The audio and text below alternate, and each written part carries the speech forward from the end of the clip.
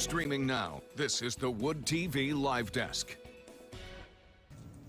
And good afternoon, everyone. Phil Penarski here with the Wood TV Live Desk. Hope you're having a great day so far. For the second time in as many days, Storm Team Meteorologist Blake Harms is back on the Live Desk. And wow, we love having Blake here. He's always here to deliver some pretty devastating news for most of West Michigan. Feels like just a couple of days ago we were enjoying some pretty awesome spring weather, and that's all about to change later on this week into tomorrow morning. Blake, you're here to talk about this potential snow that we're supposed to be seeing later on tomorrow morning. Yeah, Phil, I think the taste of spring that we got makes it a little worse. It's so much worse. It's so much. If it had just stayed cold and snowy, it would have been just, it's Friday again. But no, we had that nice stretch, and now we're back to really winter time here in Michigan. Yeah, it's certainly going to be feeling like it. We are tracking a system that's going to be rolling in tomorrow. Here's a first look at Futurecast for early tomorrow morning. This is 5 a.m. You'll notice snow beginning to overspread much of the area, and this is what we're concerned about. Snow that falls before sunrise will likely stick to the roads,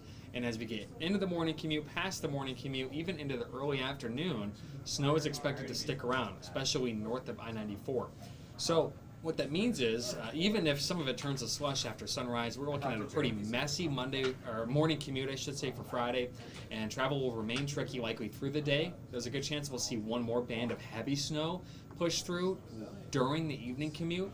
So all in all, tomorrow's going to be a messy day. Some of the question marks that we still have are how much of this is going to stick to the roads, how much will melt. At this point, it's looking like snow accumulation will range from 3 to 6 inches in the area you see outlined in pink.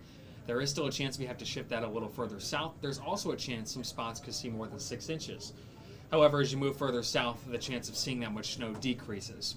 So we're still working on figuring out the final kinks with this forecast. Models are finally starting to line up. This will be an impactful snow. Some of it may melt, especially after sunrise, but the bottom line, Phil, is that folks should plan on some extra time for both their morning and evening commutes tomorrow. Just when I thought we were going to be done with this, you and me both. Yeah, exactly. I mean, Blake, we've got a couple of questions. Obviously, Yeah. Looking at these models, you're predicting kind of about 3 to 6 inches, obviously, and it's going to be kind of like an all-day affair, I would say, correct? Yeah, it is. A morning commute will likely be most impacted because the snow will have an easier time sticking to the roads.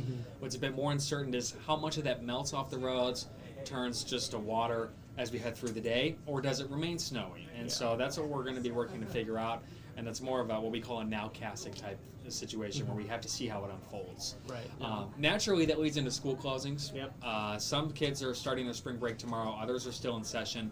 I do think there's a chance. We'll have more coming up at News 8 at 5, but at this point, I certainly think there's a possibility. Would probably want to see it start a few hours earlier, but I do still think there's a possibility some kids are off for tomorrow. Yeah, definitely something that I know a lot of kids and parents are going to want to keep a close eye on, and you're going to be delivering all that stuff. You always do a fantastic job with the school closing predictions, so I know I highly encourage everybody to tune into that and stay up to date with Blake, as he's going to be covering this fully in depth as we go on throughout the day and leading into tomorrow's burst of snow. I hate saying it. Blake, couple of questions though. I mean, is this going to stick around throughout the weekend, or do you think this might be, kind of cleaned up by the end of the day, Friday into Saturday morning? Should be cleaned up pretty quickly. We are expecting highs in the upper 30s both Saturday and Sunday, along with some sunshine, so almost all the snow will likely melt. Yeah. So that's good news. The other positive is that you have an excuse to stay inside and watch March Madness. Exactly. Yeah, I guess if there's one silver lining in this, it's that it's perfect. Weather to just stay inside, kick back, watch some basketball. Michigan State just won their first round game, so you're gonna have to tune into that, watching them on Saturday, waiting to see who they're gonna play next. Yeah. And then you do also have some other good news, Blake. I'm kind of looking at the forecast. It's looking like we might be back into some warmer weather starting next week too. Closer to where we should be. Okay. Some 50s for early next week, which compared to what we've gotten a taste of, doesn't feel like it'll be that warm, but it is going to be nice compared to the snow tomorrow. Right, absolutely. All right, Blake, I want to go over just some of the graphics again. You did a great job making these for us real quick. Just kind of want to give everybody who just maybe tuned in a closer look at kind of what we're expecting as far as the snowfall forecast. About 3 to 6 inches right here in Grand Rapids tomorrow. And again, this is all going to really kick off tomorrow around 5 a.m., correct? Yeah. Prior to sunrise, and then snow on and off, steadiest in the area in pink. And you see it there at 5 a.m. We'll likely be seeing at least some snow showers. There are model indications that the heaviest snow will be concentrated perhaps in parts of Muskegon, Ottawa, and Kent counties for that morning commute, so that's what we'll be watching closely. And then snow continues through most of the day. Right around noon, you see plenty of snow, especially north of I-94, and then likely one more band that pushes through for that evening commute, which, as you see there, those dark shades of blue could be pretty heavy. Not going to be a fun day to travel tomorrow. Will not be impossible, but it's not going to be fun.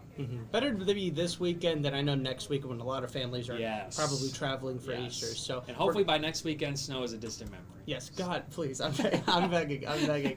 All right. Well, Blake, again, thank you so much for stopping by. I know you delivered a lot of bad news, but you also brought a lot of good news. Yeah. And we also love having you here on the live desk. Happy to be here, despite the news that I have to bring. And hopefully before long, we're talking about 70s and sunshine. Exactly. Well, that's your job, Blake. That's what you signed up for, but true. you do a great job at it. All right, Blake, thanks again. And I want to thank everybody else for tuning into this latest edition of the Wood TV Live Desk. I'm Phil Pinarski, and we hope you have a great rest of your day.